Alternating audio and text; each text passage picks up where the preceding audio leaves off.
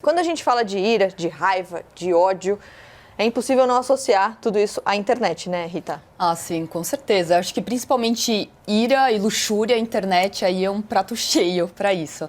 A gente discutiu bastante, inclusive, no programa sobre discursos de ódio, toda a influência que a internet tem em relação a isso.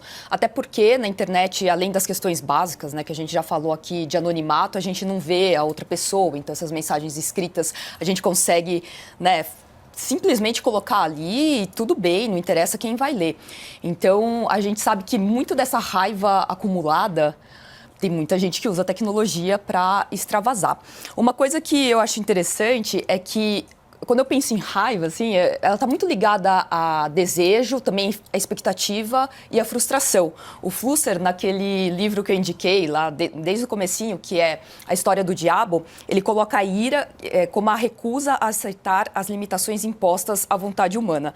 Então, a internet, ela ajuda, né, a gente também a dar conta disso quando eu penso no ativismo. A gente não aceitar as coisas do jeito que elas são. Acho que o Karnal colocou isso também, de, poxa, um monte de coisa terrível acontecendo e a internet ajuda essas pessoas a se unirem também e, por que não, né, fazer alguma coisa no sentido oposto, né, fazer alguma coisa boa a partir daquele sentimento de não aceitar, né, aquela raiva.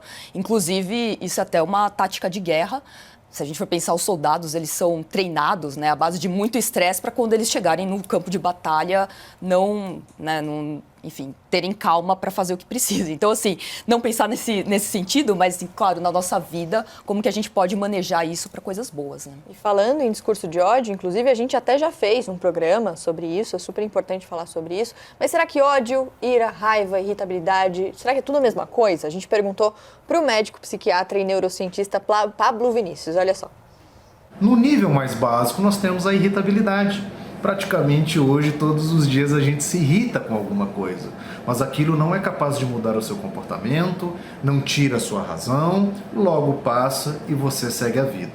A raiva é um pouquinho mais do que a irritabilidade, porque ela pode te dar palpitação, tremores, você pode até pensar em ter um comportamento agressivo, mas você se controla. É isso que talvez diferencia a raiva da ira. A ira já também é um nível acima, onde, além da raiva, normalmente a pessoa tem um comportamento agressivo. Ela ameaça verbalmente, pode chegar a vias de fato, pode agredir, pode quebrar objetos. Então, normalmente, a ira, ela vem com um comportamento agressivo. A raiva seria só a emoção, só a vontade de. Mas ainda há algo acima da ira, que é o ódio. A raiva e a ira, normalmente elas têm curta duração. As pessoas se arrependem, pedem desculpa e falam: ai meu Deus, eu não deveria ter feito isso. O ódio, ele é mais perigoso, porque ele é mais prolongado. Ele é de longa duração. A pessoa alimenta tanto as emoções quanto os pensamentos de ódio. Ela começa a planejar comportamentos maldosos, de violência, que pode sugerir vingança. Então o ódio, ele é mais perigoso porque ele passa a ser um fenômeno mais prolongado no coração, na alma, na vida da pessoa. Então, se a gente fosse colocar em níveis, seria a irritabilidade, a raiva, a ira, que já vem com comportamento, e o ódio, que é isso tudo de forma prolongada. Eu acho bem interessante ele falar até sobre os sintomas físicos, né, que as pessoas podem ter nesses momentos.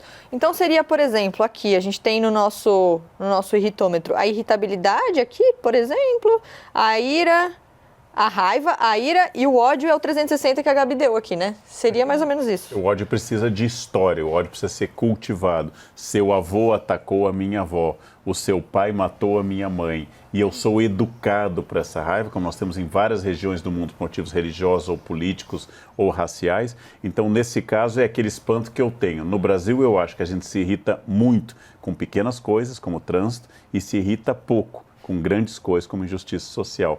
Então, às vezes, eu fico espantado como é que as pessoas não reagem com mais raiva a coisas tão graves e reagem com tanto fígado, com tanta explosão, com questões tão leves.